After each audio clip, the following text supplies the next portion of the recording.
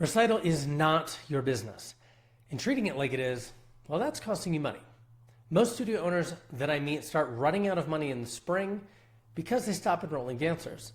In this episode, and I know it's a controversial hot take, I'm going to show you how to flip the script and turn recital season into potentially your biggest growth opportunity of the year. Welcome back to Dance Studio Advertising. I'm Bryce Conlon. Let's get into it. Now, right now, and I mean right now, studio owners are feeling slammed with recital prep, costume chaos. If you do competition, that's all ramping up. Calendar gridlock, the venue calling, and parents pounding down your door because they didn't read the email that you sent the first 19 times. So studio owners oftentimes hit pause on enrollment just to survive the mayhem. But that pause comes with a profit cliff. New dancers are still looking for places to dance, but you're saying no. Revenue starts to drop, even if you don't notice or feel it until the summertime. Momentum dies, summer shrinks, and you're setting yourself up for a poor fall enrollment. So let's get this out of the way right up front. This is my opinion. You are free to agree or to disagree, but I believe that recital exists to serve the business, not the other way around. And the moment that I see studio owners prioritizing your end of year show over the well-being and the financial stability of the studio, you stop growing. And when you stop growing, then everything else starts to slide. So let's talk about this as what it is, the silent revenue killer that nobody in the dance world seems to acknowledge. Now, I had a conversation this past week with somebody who is in the business of buying other businesses, and they happen to own a handful of dance studios. And as I was chatting with them, he voiced to me something that I know very well, that they are struggling to grow their dance studios because they turn off enrollment in, middle of January, beginning of February. And from his perspective, he's like, that's half the year. That's basically 6 months of the year that they're saying no to revenue. And this is most studio owners that I meet. They are in the habit of just saying no to money from January to end of May, early June. And every no that you say sends a parent off on a journey to the kids' activity, the next one, the next studio, that will say yes. And it might not even be in dance. It could be cheer or gymnastics or music or whatever. But every no that you say sends that parent on that journey. And I want to be clear that for a lot of you, we've looked at the economy, and it's easy to read headlines and go, oh, it's just a rough year because of the economy. It's easy to say, oh, it's just a tough season because we have comp and we're in recital season. I want to challenge that idea, that it's neither of those external things. It's that most studio owners actively make the decision to stop growing their revenue, to stop making money for 6 months out of the year. And if you're not taking kids now, then you're actually shrinking your summer and your fall. And here's what I mean. If you say no, that means you have fewer kids walking through your front door now. That means you have fewer kids to remarket to when your summer programs are ready. That means that you have fewer kids who are in your pipeline to say yes when you open back up in September. And so it's a big freaking deal when studio owners say no to enrollments in the spring. So what happens when you say yes? Well, it means you get more enrollments, and that can be super beneficial. Now, there's the kind of incremental growth things, right? Where if you're able to put them in a show, then you get more costume revenue, you get more tuition, you build up more of a cash cushion as we head into the summer, which historically is lower for most studios. But here's the hidden part of that, is that every other studio in town is also in recital mode. They are also saying no to every single phone call. In the studio that can say yes, and usually in any given metro market, there's like a small, tiny handful that will say yes all year round, and everybody else says no. Come back in September, come back in June. Parents aren't coming back in June. They're not coming back in September. They're going to make the next phone call. They're going to go on that mommy group and they're going to ask who's taking new enrollments right now. And the first person to say yes gets the business. Bottom line. And if you're in an area that has a lot of studios, which means there's a lot of parents, because parents don't know, like real talk, parents don't know that you're in recital mode. They just know that little Susie was spinning in the living room today, this morning, listening to her favorite song on Bluey or whatever, and mom had the thought, maybe I should put her in dance. They don't know that you're not taking, so it's not on their radar that they should come back when it's more convenient for you. We're in business. We're in a service business. Our job is to make it convenient for our parents. And so when you say no, it's not great service. Now, I like to use storytelling and sometimes silly examples to demonstrate these ideas. But can you imagine if you went to a restaurant? I mean, you saw the restaurant, the lights are on, there's people in it, it's clearly open. You walk in and say, hi, can I get a table? And they say, no, come on back in 2 weeks. Or come on back in September. Like, that's not great. Like, what are you going to do? I'm not going to go back there because they told me to come back 9 months from today. Absurd. And yet it's the norm, the accepted common practice in studios. And so if you can say yes, if you can find how to say yes, we'll talk about the tactics and the strategies you can use shortly. But if you say yes, you will win because most people can't say yes. And so that means that you've got some opportunity. Here's the other reason why I absolutely love this. You know that surprise bill that the venue throws you because, I don't know, they had like a light broke and now they need to charge you more? Well, if you have more kids coming in, it's covered. Or if you miscalculated the price of costumes or, there was a blunder there, no problem. You've got it covered. Why? Because you've got cash coming in from other places, right? It creates I said this already, it creates a bigger pool for your summer and fall, which means you have more opportunity to get people involved through the summer months, which means you have more kids in the pipeline that are likely, they're already warm leads, warm buyers, more likely to come back in September, super valuable. And the studio honestly just feels alive instead of limping to the finish line. Now, one of the things that I've had the privilege of observing as a parent, because my daughter dances, is watching the attrition rate of this annual cycle. So, we enroll from August to October and the studio feels alive and vibrant. And then we hit the holidays. And if you do a Christmas show or like a holiday show, a lot of parents take that as like a cue that the season is over or that they should go move on and try something else. And even if you don't, a lot of parents, new year, new me, they decide, all right, we're going to just go do something else. We're going to go try a spring sport or a winter sport.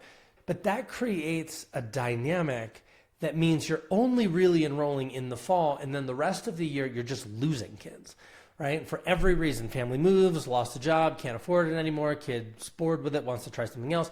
Those are all reasons why kids would drop your program. But if you don't have a consistent way to put new kids in to replace those drops, then what's going to happen? Well, your revenue just dwindles.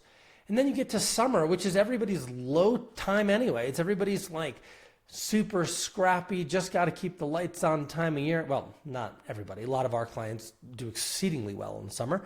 But for most studios, they struggle. And so you're already setting yourself up to have a bad time because you aren't taking more kids now. The best thing you could do is take as many kids as you can leading up to the summer, take that cash, stockpile it, and now your summer's covered. And some of our studio owners that do this extremely well take summers off entirely. Recital happens in May. They're like, great, we'll see you in September. And then the studio owner just goes on vacation. Right? Like, what an amazing thing to do. Well, they can only do that because they're taking kids year round and they're padding their bottom line. They understand the opportunity that's in front of them and they're taking advantage of it. And this is how real growth happens. You remind yourself that you are in the service business. We'll talk about this in a minute. You remind your teachers that you are in the service business. You treat it like a restaurant. And if somebody comes in and they want a seat at the table, you figure it out. You say yes to everybody when everybody else in town is saying no. Okay, 3 common objections that we hear often, very often, that are keeping you stuck. Number one, I don't have the space. Open a new class. One extra slot. Find one extra teacher, that teacher that wants a couple of extra hours a week. That creates revenue. And again, it's not just the cash, the value of the cash from those dancers taking the class right now. It's that they are now warmed up. And if you give them a great experience, you come back to them in August and say, do you want to sign up for the whole year? And they're far more likely to say yes. So you are seeding forward success for the fall right now. Number two, my teachers won't like it. Very common, right? People say it all the time. It's like, hey, I don't want to put new dancers in a class with dancers that are preparing for recital. And I get that. Now, I'm just like, let's put on our big boy and big girl pants here. You're in business. Your teachers work for you. You want to put kids in that class? You put kids in that class. You want to open an additional class? You can do that too. You want to create demo days where you can bring kids in on a specific, unique day and not interfere with any of the goings on at the studio? You can do that too. But the bottom line is your job as the owner of the business is to put kids in classes. Their job is to manage the kids in the class and teach them well. And so you want to make sure that they understand, because a lot of teachers, a lot of employees don't think like entrepreneurs. They don't think like business owners. And so they're not connecting the dots that if kids drop and you don't replace them, then the teacher doesn't get paid. You want to align your goals and their goals so that everybody wins. Third common objection that I hear from this is, if I put them in classes with kids that are already dancing, then they're going to be behind for the recital. Great, valid. Then don't put them in those classes. Do a short session, 4, 6, 8 week non-recital class, just to get them dancing, because not everybody wants to do recital anyway. You can run non-recital tracks, period. This is a trend that we are seeing across the market in the entire industry, that it used to be that recital was the reason why people showed up to dance. They wanted to see their kid on stage in some sparkly outfit, and that was the capstone of the event of the year. Now, we just had Julie Kay on a couple of weeks ago, and we talked about the importance and the gravity of running a great recital. And that is a strategy, but there's a whole bunch of parents, me included, to be totally honest with you, that are less interested in the rigmarole of the recital and more interested for just the development that my daughter receives in the classroom, the discipline that she receives, the teamwork, the perseverance. These are the things that I'm paying for, not necessarily the sparkly leotard, right? And there's always ways, if you want to do it, if you set your brain to say, okay, we're going to take these kids, how are we going to take these kids? You will figure out ways, because there's lots of creative ways, regardless of how you structure your particular business, that can be successful. And again, bottom line is, maybe you're getting the sense that there's not a right or a wrong way to do this. You just need to do it. And so it's not about building some big marketing, onboarding machine to get kids in. It's just deciding, we're going to take these kids. Like, we're going to do it. So again, talked about this a little bit. 3 fastest ways if you want to enroll kids now in the kind of late winter, early spring. Mini sessions. Love these. 6 weeks, 8 week classes. You can end with a in-studio parent showcase. You can give it a theme. You can say, we're gonna brand it with a snow princess theme. Like, you can do whatever you want over that 6 weeks, but it's amazing because that 6 weeks is just long enough to habituate the behavior of Tuesday is dance day. So mom gets in the habit of getting in the class and going. It's just long enough that the kid starts to make friends in class. It's just long enough that mom sees the value in it, but not so long that she feels like she's committed forever. 6 week sessions are an incredible way to bring people in. 8 week sessions, 4 week sessions. Like, there's no magic number on this. It's just a short session, a mini master that you can use to bring kids through the front door this time of year. Number 2, pop-up dance days. Again, big fan. Now, bring a friend, hit and miss, the whole community thing. sometimes works, sometimes it doesn't. To improve that, to take that idea and just ratchet it up, I would actually just build a taster class either during the week or on the weekends. Tell kids that they're welcome to bring their friends on that specific day and just make it a thing. Think like a carnival open house for kids to come up and they get to try classes. Maybe you have, I don't know, a popcorn machine and a bounce house and, cans of soda for the kids or whatever, so that you get people in for a low risk, low commitment event for them. And you have an opportunity to build relationship and find out if their kids will really gel with what you offer. Number 3, non-recital classes. You can do this. This works incredibly well for the littles.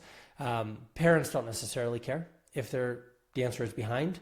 They just want them to be dancing, moving, making friends, socializing, being happy, right? And so non-recital classes, yes, they are a thing. Yes, you can do them. No, there are no rules. You can do whatever you want. So bottom line, coming out of this episode, I hope that you make a decision. And I hope, truthfully, that you decide to say yes. Because most studios won't. Even after listening to this, most won't. And they'll stay stuck. And their revenues will dwindle. And they'll still deal with attrition. And they'll have a really rough summer. And then they won't have cash in the banks when it comes to really turn on the advertising and the marketing for fall. They just won't have it.